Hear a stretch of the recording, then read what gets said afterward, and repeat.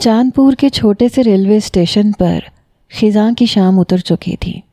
دھند میں لپٹی پٹڑیاں، پرندوں کے آخری قافلے اور سرمئی آسمان کے نیچے تنہا کھڑا وہ پلیٹ فارم، جیسے وقت تھم گیا ہو۔ ایک بوگی والی ٹرین سے اتری وہ لڑکی، شہری زندگی کی تھکن اور غموں کی گٹھڑی اپنے ساتھ لیے۔ مایا 12 سال بعد وہ نانی کے گاؤں آئی تھی۔ والد کی موت 1 سال پہلے ہوئی تھی اور ماں کچھ ہی ماہ پہلے دنیا چھوڑ گئی تھی۔ باقی بچا تھا بس خالی پن اور ایک امید کہ شاید نانی کی باہوں میں بچپن کی وہ خوشبو دوبارہ مل جائے جسے برسوں پہلے کھو چکی تھی۔ شہر میں تو اب اس کا دل لگنا ممکن نہیں تھا، اس لیے وہ سکون کی تلاش میں اپنی نانی کے پاس چلی آئی تھی۔ لیکن یہاں اس پلیٹ فارم پہ ایک عجیب سا سناٹا تھا۔ مایا نے گردن گھما کر ارد گرد دیکھا۔ ویران پلیٹ فارم پر سوائے چند جھاڑیوں، ایک پرانے بینچ اور دور کھڑی ایک بیل گاڑی کے علاوہ کچھ نہ تھا۔ اس گاڑی کے پاس کھڑی ایک دبلی، جھریوں بھری مگر پروقار عورت لرزتے ہاتھوں میں شال تھامے نظریں مایا پہ جمائے کھڑی تھی۔ مایا، وہ بڑبڑائیں جیسے برسوں سے اسی لمحے کا انتظار کر رہی ہوں۔ مایا نے دوڑ کے خود کو ان کے سینے سے لگا دیا۔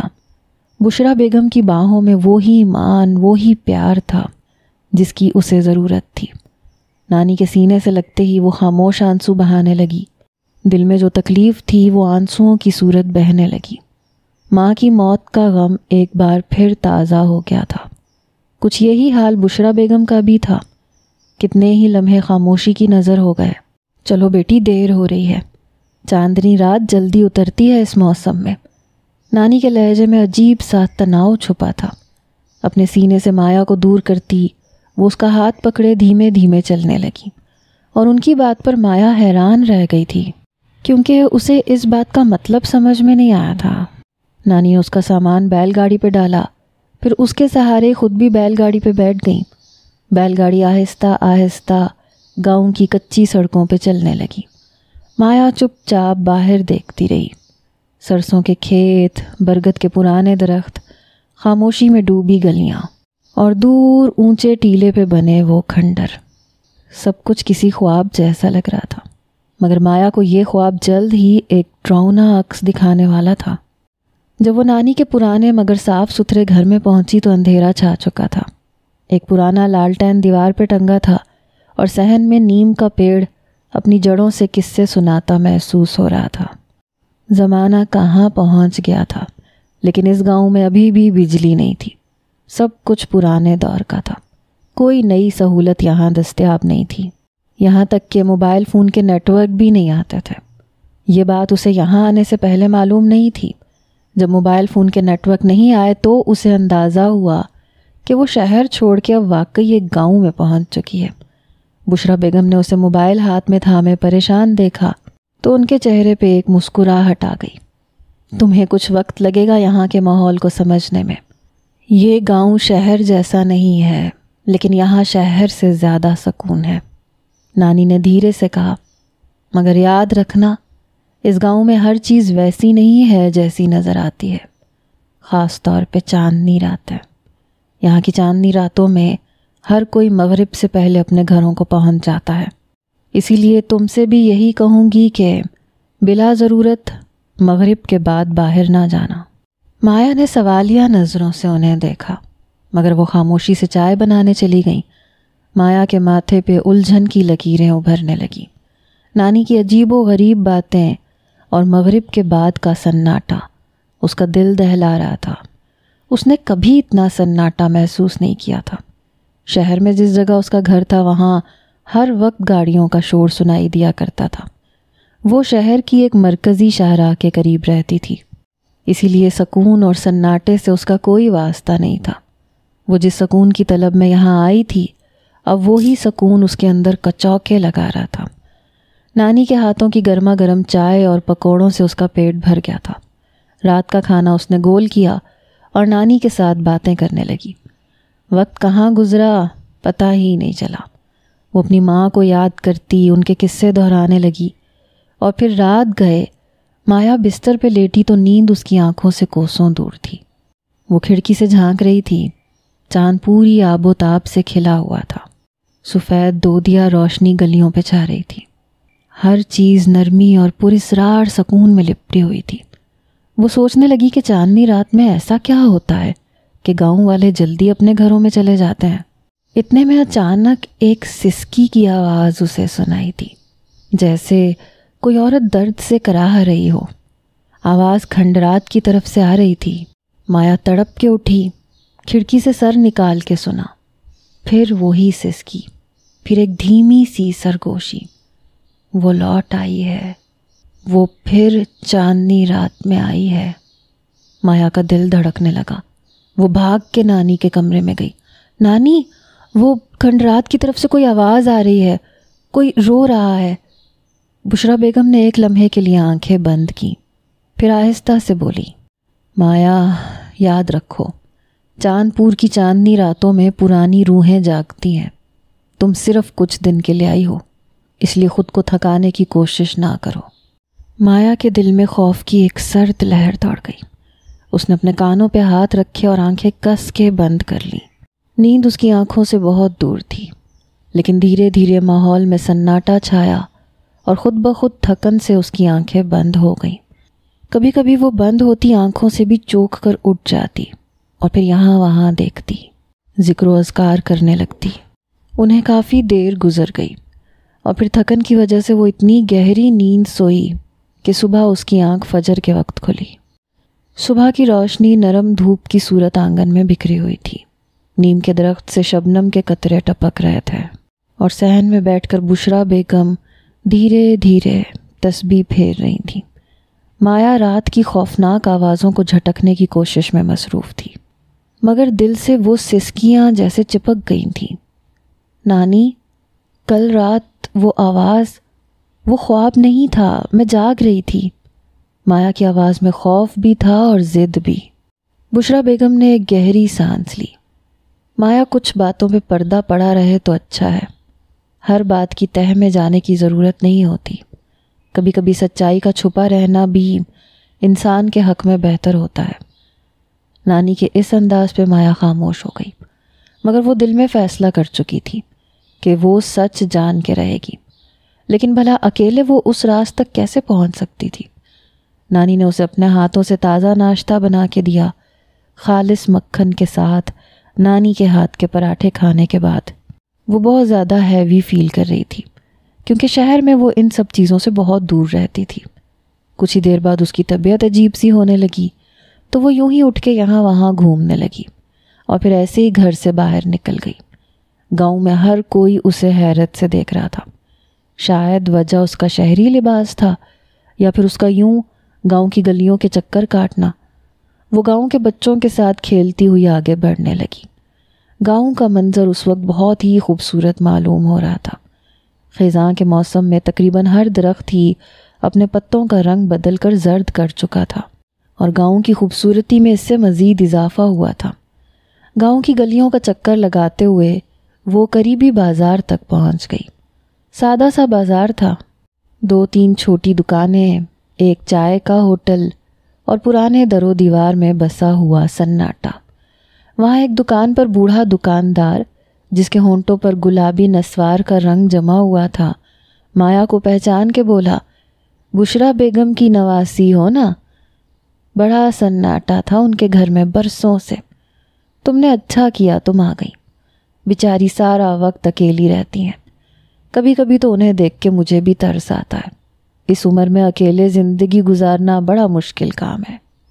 مایا نے مسکرا کے سر ہلایا، مگر اس کی نظریں بازار کے کونے میں کھڑے ایک لڑکے پہ جا ٹھہری۔ وہ چپ چاپ ایک درخت کے نیچے کھڑا تھا، لباس سادہ، آنکھوں میں بے حد گہری اداسی اور چہرہ جیسے برسوں کی تھکن اس پہ نقش ہو۔ مایا کو وہ پہلی ہی نظر میں بہت عجیب اور پراسرار سا لگا تھا۔ وہ کون ہے؟ مایا نے دکاندار سے پوچھا۔ بوڑھا کچھ لمحے چپ رہا، پھر دھیرے سے بولا، ایاز ہے، نذیر کا بیٹا، وہی نذیر جس کی بیوی کی لاش کھنڈرات کے پاس سے ملی تھی برسوں پہلے۔ لوگوں کا کہنا ہے وہ آج بھی ہر چاندنی رات کو وہاں آتی ہے۔ لوگوں کا کیا ہے، لوگ تو کچھ بھی کہتے ہیں، مگر ماں کے جانے کے بعد اس بیچارے پہ بڑا ترس آتا ہے۔ دنیا میں اکیلا رہ گیا، سارا دن خاموش یہاں وہاں گھومتا پھرتا ہے۔ نذیر بھی تو اب اس دنیا میں نہیں رہا، وہ ہوتا تو اکلوتے بیٹے کو یوں برباد نہ ہونے دیتا۔ بوڑھا دکاندار جیسے اپنے دل کا کوئی دکھ اسے کہہ سنا رہا تھا۔ مایا کا دل دھک سے رہ گیا، اس کی نظر ایاز پہ جم گئی، جیسے ایک ان کہی کہانی اس کے چہرے پہ لکھی ہو۔ ایاز نے بھی ایک لمحے کو اسے دیکھا، آنکھیں چندھیا گئیں، مگر پھر فوراً پلٹ گیا اور چل دیا۔ چند لمحوں میں ہی وہ مایا کی نظروں کے سامنے سے غائب ہو چکا تھا، لیکن مایا کی ساری توجہ اسی کی جانب تھی۔ اسی شام مایا نے اپنے دل کو مضبوط کیا۔ چاند نکلنے والا تھا اور وہ کھنڈرات دیکھنے کا فیصلہ کر چکی تھی، وہی کھنڈرات جہاں نذیر کی بیوی نے اپنی جان دی تھی۔ نانی اس وقت صحن میں سو رہی تھیں۔ مایا دبے پاؤں نکلی اور گاؤں کے اس حصے کی طرف بڑھ گئی جہاں برسوں سے کوئی نہیں جاتا تھا۔ وہ جگہ بالکل ویسی تھی جیسی افسانوں میں ہوتی ہے، ٹوٹے ہوئے ستون، مٹی میں دھنسی ہوئی اینٹیں، جھاڑیوں میں چھپی چھتیں اور ایک عجیب سی خاموشی جسے صرف ہوا کا شور چیرتا تھا۔ مایا نے قدم رکھے ہی تھے کہ اچانک جھاڑیوں میں کچھ ہلا۔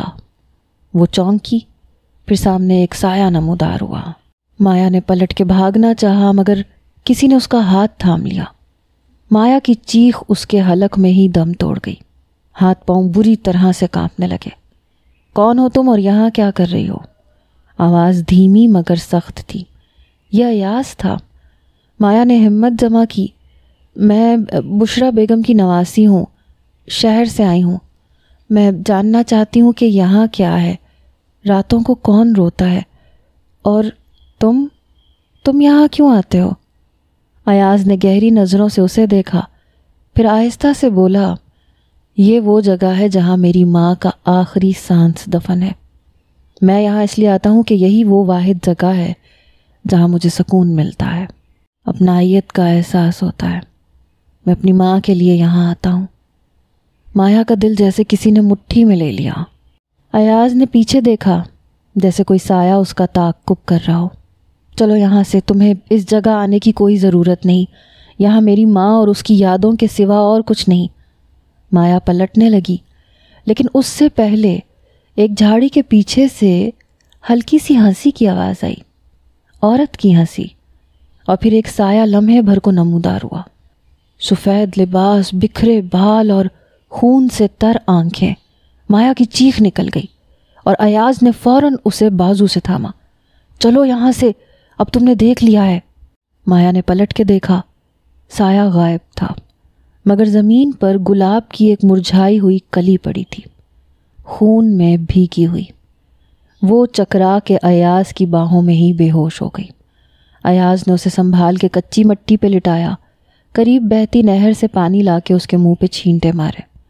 کافی دیر کی کوشش کے بعد وہ ہوش میں آئی، لیکن بری طرح چیخنے چلانے لگی۔ ایاز اسے سنبھال کے نہر پہ لے گیا، پانی پلایا، پھر اس کا منہ دھلوایا۔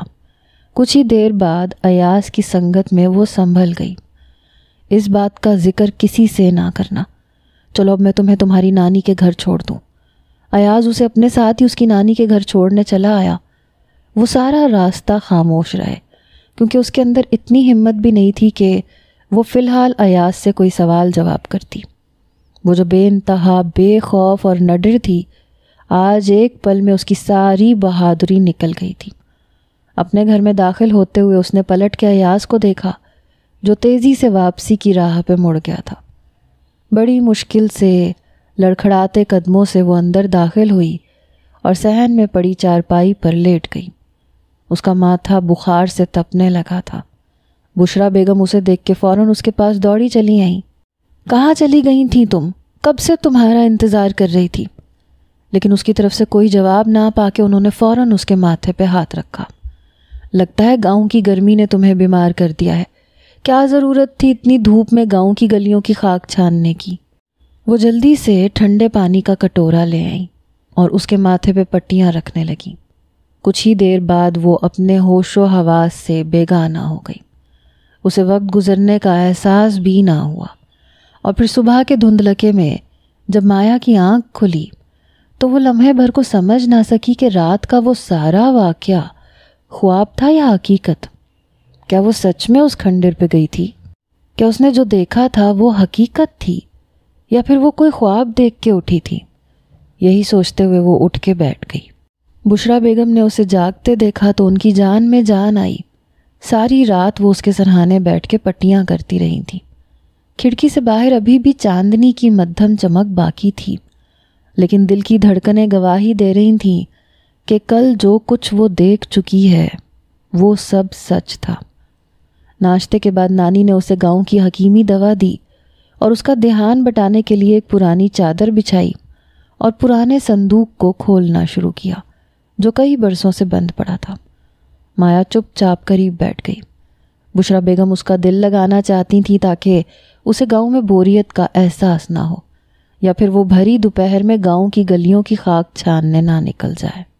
یہ چیزیں تمہاری ماں کی ہیں، بشرا بیگم نے دھیرے سے کہا۔ جب وہ یہاں سے گئی تھی تو بہت کچھ پیچھے چھوڑ گئی تھی۔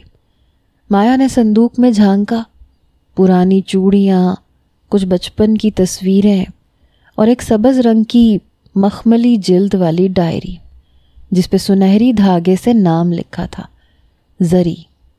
یہ کس کی ہے نانی؟ نانی نے چونک کے ڈائری کی طرف دیکھا، پھر نظریں چرا لیں۔ وہ تمہاری ماں کی بہت قریبی دوست تھی۔ کچھ ایسا ہوا کہ اس کا ذکر گھر میں بند ہو گیا۔ تم اسے مت پڑھو مایا، کچھ باتیں جتنی چھپی رہیں اتنا ہی بہتر ہے۔ مگر مایا کے ہاتھ کانپتے ہوئے اس ڈائری پہ پہنچ چکے تھے۔ رات کی پراسراریت، ایاز کی باتیں اور وہ عورت کا سایہ، سب کچھ جیسے اسی ڈائری میں بند تھا۔ نانی کے کمرے سے نکلتے ہی مایا نے دروازہ بند کیا اور ڈائری کھول لی۔ ڈائری کے پہلے صفحے پہ ہی بہت خوبصورت ہینڈ رائٹنگ میں درج تھا، میرا نام زری ہے اور میں چاند پور کے اس سچ کو جانتی ہوں جس نے مجھے پاگل بنا دیا۔ مایا کا دل دھڑکنے لگا۔ وہ اگلا صفحہ پلٹی جہاں سیاہی کچھ دھندلی تھی، لیکن الفاظ دل چیر دینے والے تھے۔ میں جانتی ہوں، میرا دل گواہی دیتا ہے کہ وہ محبت گناہ نہیں تھی، مگر معاشرہ، وہ تو صرف ظاہری رشتوں کو مانتا ہے۔ یہ تحریر زری کی تھی۔ ڈائری میں آگے لکھا تھا، جب وہ پہلی بار آیا بارش ہو رہی تھی۔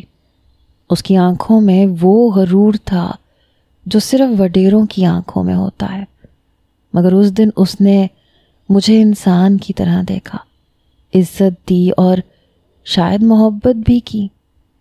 مایا کا دل زور زور سے دھڑکنے لگا۔ یہ کس کی بات ہو رہی تھی؟ کیا یہ وڈیرا ایاز کے خاندان کا کوئی فرد تھا؟ میں جانتی تھی کہ وہ کبھی میرا نہیں ہو سکے گا، وہ کسی اور دنیا کا تھا۔ اس کی ماں نے میری بے عزتی کی اور میں چپ رہی، لیکن میرا دل وہ ابھی بھی اسی کا ہے۔ مایا کے ہاتھ لرز گئے۔ کیا زری کسی وڈیرے سے محبت کر بیٹھی تھی؟ اور کیا اسی محبت کی سزا انہیں زندگی بھر تنہائی کی صورت میں ملی؟ مایا نے دھیرے دھیرے اس ڈائری کو پڑھتے ہوئے ماضی میں جھانکنا شروع کیا۔ چاند پور کے وڈیرے، نواب شجاع الدین کا بیٹا دلدار خان ایک خوش پوش اور تعلیم یافتہ نوجوان تھا۔ جب اس کی ملاقات زری سے ہوئی، وہ اس کے خلوص، سادگی اور ذہانت پر مر مٹا۔ زری تب ایک محض اسکول ٹیچر تھی۔ زری، میں تم سے نکاح کرنا چاہتا ہوں، دلدار نے کہا تھا جب وہ دونوں پرانی کوٹھی کے باغ میں ملے تھے۔ یہ ممکن نہیں ہے دلدار، تم نواب خاندان سے ہو اور میں ایک معمولی لڑکی ہوں۔ زری کی آواز بھرا گئی۔ لیکن میرے دل کی عدالت میں تم ملکہ ہو، اس نے محبت سے کہا، مگر قسمت کو کچھ اور ہی منظور تھا۔ نواب شجاع الدین نے جب یہ بات سنی تو زری کو بدنام کرنے کی سازش کی اور پھر اسے کوٹھی سے نکال باہر کیا۔ مایا کی آنکھوں سے آنسو رواں ہو چکے تھے۔ اسے سمجھ آ رہا تھا کہ زری کی سچی محبت ذات پات کی دیواروں سے پار چلی گئی تھی، مگر ایک سوال ابھی بھی باقی تھا۔ اگر زری اور دلدار خان کی محبت ناکام ہو گئی تھی تو کیا ان کا بیٹا؟ مایا چونک گئی۔ کیا ممکن ہے کہ ایاز؟ اس نے ڈائری کے مزید ورق پلٹانے شروع کیے۔ زری کی زندگی میں خوشبو کبھی بھی دیر تک نہیں ٹھہری۔ والدین نے اس کی محبت کو گناہ سمجھا اور جلد بازی میں اس کی شادی نذیر احمد سے کر دی۔ گاؤں والوں نے نہ صرف زری کو بد کردار ٹھہرایا بلکہ گاؤں کی لڑکیوں نے زری سے ملنا جلنا بند کر دیا، یہاں تک کہ مایا کی ماں اور زری کی دوستی بھی ختم ہو گئی۔ اور پھر زری اپنے شوہر کے ساتھ جیسے تیسے گزارا کرنے لگی، ایک عمر رسیدہ شخص جو زری کو ایک فرض سمجھ کر ساتھ رکھتا تھا، محبت نہیں۔ زری نے زندگی کے زہر کو چپ چاپ پیا۔ اس نے سوچا تھا کہ وقت سب کچھ بدل دیتا ہے، لیکن وقت نے صرف زخم گہرے کیے۔ ایک دن جب زری بازار سے واپس لوٹ رہی تھی، دلدار خان اچانک اس کے سامنے آ گیا۔ برسوں بعد اس کی آنکھوں میں وہی غرور تھا، مگر محبت نہیں، صرف نفرت تھی۔ بہت چالاک نکلی تو، دلدار نے زہر بھرے الفاظ میں کہا۔ میرے باپ نے ٹھیک کہا تھا، تو صرف رکھیل تھی۔ زری کا دل دہل گیا، وہ کچھ بول نہ سکی۔ وہ جسے ساری دنیا جھوٹی سمجھتی تھی، اب اسی کی نظروں میں بھی گنہگار تھی۔ دلدار خان اپنے باپ کے جھوٹ کو سچ سمجھ کر اس دن زری پہ ایسا وار کر بیٹھا جو صرف جسم پہ نہیں روح پہ بھی ہوا تھا۔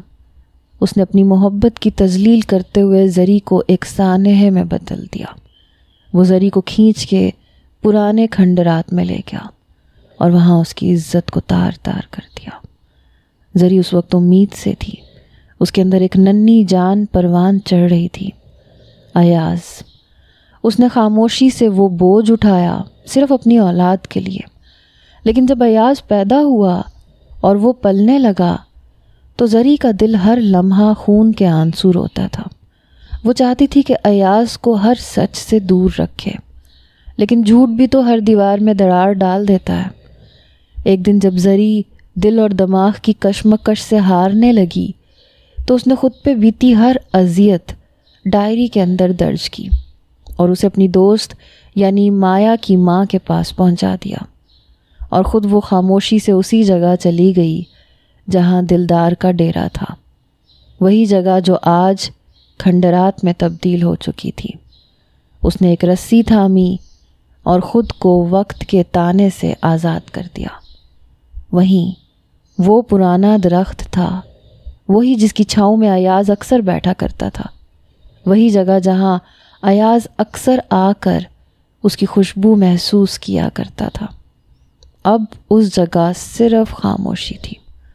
زری اس دنیا سے چلی گئی تھی، لیکن اس کا دکھ، اس کا ماتم اور اس کی بے بسی سب کچھ ان کھنڈرات کی اینٹوں میں بس گیا تھا۔ وہی کھنڈر، پرانی کوٹھی کا وہ حصہ جہاں دلدار خان نے اسے اس کی محبت کی سزا دی تھی، جہاں اس نے آخری سانس لی تھی اور جہاں اس کی روح قید ہو گئی تھی۔ چاندپور کے باسی کہتے تھے 14ویں رات کو جب چاند پورے جوبن پہ ہوتا ہے اور اس کی روشنی ان کھنڈرات پہ پڑتی ہے تو وہاں کسی عورت کی سسکیوں کی آواز آتی ہے، جیسے کوئی اپنی بے بسی پہ ماتم کر رہا ہو۔ یہ آواز زری کی تھی۔ وہ ہر چاندنی رات کو لوٹتی تھی، اسی روپ میں، اسی لباس میں، جیسے اپنی مظلومیت کی گواہی دینے آئی ہو۔ دلدار خان اب بھی زندہ تھا، سفید ریش، با اثر اور چمکتے لباس میں چھپا ہوا ایک گنہگار، مگر ضمیر کی عدالت سے اب بھی آزاد۔ زری کی روح کی پکار صرف ایک شخص سن سکتا تھا، ایاز۔ ایاز جب جوان ہوا اسے بارہا خواب میں ایک دھندلی سی عورت دکھائی دیتی تھی جو کھنڈرات کی جانب اشارہ کرتی۔ وہ آواز اس کے دل کو چیر کے رکھ دیتی، لیکن وہ سمجھ نہیں پاتا تھا کہ یہ کون ہے اور کیا چاہتی ہے۔ وہ ایک رات 14ویں کے چاند کی رات کھنڈرات کی طرف گیا۔ وہاں ایک عجیب سی ٹھنڈک تھی اور اچانک اسے لگا جیسے کسی نے اس کے کندھے پہ ہاتھ رکھا ہو۔ پلٹ کے دیکھا تو کوئی نہ تھا، لیکن فضا میں ایک سرگوشی گونجی، ایاز سچ ڈھونڈو، میرا قاتل اب بھی آزاد ہے۔ ایاز کو اب وہ جگہ کھینچنے لگی تھی۔ کھنڈر جو کبھی کسی کا گھر تھا وہ اب ماں کی یادوں کا مسکن بن چکا تھا۔ وہ گھنٹوں وہاں بیٹھا رہتا، پرانی دیواروں سے باتیں کرتا اور محسوس کرتا جیسے کوئی اس کے قریب موجود ہے۔ جب ٹھنڈی ہوا اس کے چہرے کو چھوتی تو وہ آنکھیں بند کر کے محسوس کرتا، امی کیا آپ یہیں ہیں؟ وہ نہیں جانتا تھا کہ اس کی ماں کے ساتھ کیا ہوا، کون تھا اس کا مجرم، اور کیوں اس نے اپنی زندگی کی سانسیں اس ویرانے میں توڑ دیں۔ لیکن اب مایا جان چکی تھی۔ مایا کو زری کی ڈائری کے آخری صفحات سے وہ سچ معلوم ہو چکا تھا جو برسوں سے دھند میں چھپا رہا۔ دلدار خان کا اصل چہرہ، اس کے باپ کی مکاری، اور وہ رات جب زری کی روح روندی گئی تھی، سب کچھ۔ مایا کا دل تڑپ اٹھا۔ اس نے خود سے عہد کیا، اب وقت ہے کہ میں ان کی بیٹی بن کر ان کے لیے انصاف لاؤں۔ ایاز کو سچ بتانا ہوگا۔ مایا جو خود کبھی سچ سے ڈرتی تھی اب سچ کی علمبردار بن چکی تھی۔ ایک شام جب ایاز پھر سے کھنڈرات میں بیٹھا آسمان پہ چاند دیکھ رہا تھا، مایا خاموشی سے اس کے پاس آئی۔ اس کے ہاتھ میں وہی ڈائری تھی اور آنکھوں میں آنسو۔ ایاز، اس نے تھر تھراتی آواز میں کہا، کیا تم سچ جاننا چاہتے ہو؟ اپنی ماں کے آخری لمحے کا۔ ایاز نے حیرت سے اس کی طرف دیکھا۔ یہ تم کیا کہہ رہی ہو مایا؟ مایا نے ڈائری اس کے ہاتھ میں رکھ دی۔ یہ سچ ہے ایاز، تمہاری ماں نے خودکشی نہیں کی تھی، وہ مجبور کر دی گئی تھی، اور جو کچھ ان صفحات میں لکھا ہے وہ تمہاری زندگی بدل دے گا۔ ایاز کے ہاتھ کانپنے لگے، دل کی دھڑکن بے ترتیب ہو گئی۔ وہ جانتا تھا اب زندگی وہ نہیں رہے گی، لیکن شاید اب زری کی روح کو سکون ملنے والا تھا۔ مایا اور ایاز نے وہی کیا جو برسوں پہلے کسی نے نہیں کیا تھا، زری کا سچ دنیا کے سامنے لانا۔ انہوں نے زری کی ڈائری کے صفحات، اس کی تحریریں اور وہ تمام ثبوت سرپنچ اور گاؤں کے معتبر بزرگوں کے سامنے رکھے۔ مایا نے خود گواہی دی۔ وہ لمحہ لمحہ جو زری نے گزارا، اس کی چیخیں جو وہ کھنڈرات میں سنتی تھی، اور وہ اذیت جو ایک ماں اپنی اولاد کی خاطر چپ چاپ جھیلتی رہی۔ سرپنچ نے خاموشی سے سارا بیان سنا، اور جب ڈائری کا وہ صفحہ پڑھا جہاں زری نے لکھا تھا، میرا قصور صرف اتنا تھا کہ میں نے دل سے محبت کی، میرا جسم روندنے والے آزاد ہیں اور میں مجرم ٹھہری، گاؤں کی فضا جیسے جم گئی ہو۔ پھر سرپنچ نے فیصلہ سنایا، دلدار خان نہ صرف گدی نشینی سے ہٹایا جاتا ہے بلکہ گاؤں کی پنچایت اسے زری کی توہین، ظلم اور جھوٹے الزام کا مجرم قرار دے کر سزا یاب کرتی ہے۔ دلدار خان کا چہرہ زرد پڑ گیا۔ وہ جو برسوں طاقت اور غرور کی چادر اوڑھ کر جیتا رہا، آج عوام کے سامنے ننگا ہو چکا تھا۔ اس کا باپ مر چکا تھا، لیکن اس کے گناہوں کا بوجھ دلدار کے کندھوں پہ آ چکا تھا۔ اور پھر وہ رات آئی، چاندنی اپنے پورے شباب پر تھی، مگر پہلی بار کسی نے کھنڈرات سے سسکی نہیں سنی، کوئی آہا، کوئی کراہ نہیں۔ زری کی روح کو آزادی مل چکی تھی، اس کی بے گناہی ثابت ہو گئی تھی، اس نے اپنی کھوئی ہوئی عزت اور وقار واپس پا لیا تھا۔ گاؤں میں ایاز کو اب سب عزت کی نگاہ سے دیکھنے لگے تھے۔ مایا کچھ دن مزید گاؤں میں رہی، بچوں کو کہانیاں سنائیں، عورتوں کو ہنر سکھایا اور گاؤں کے زخموں پہ مرہم رکھا۔ پھر ایک دن وہ شہر واپسی کی تیاری میں تھی۔ ایاز اسے رخصت کرنے آیا تھا، خاموشی سے اس کی طرف دیکھا اور آہستہ سے کہا، شکریہ مایا، تم نہ ہوتی تو شاید میں ہمیشہ اندھیرے میں رہتا۔ مایا نے کچھ نہ کہا، صرف مسکرائی، وہ خاموش مسکراہٹ جس میں سکون تھا، عزت تھی اور شاید کوئی انکہی امید بھی۔ گاڑی کی سیٹی بجی، گرد اڑی اور چاندنی کی روشنی میں گاؤں نے ایک نیا سفر شروع کیا، سچ، سکون اور روشنی کا، جہاں اب کسی ظالم کا کوئی بسیرا نہیں تھا۔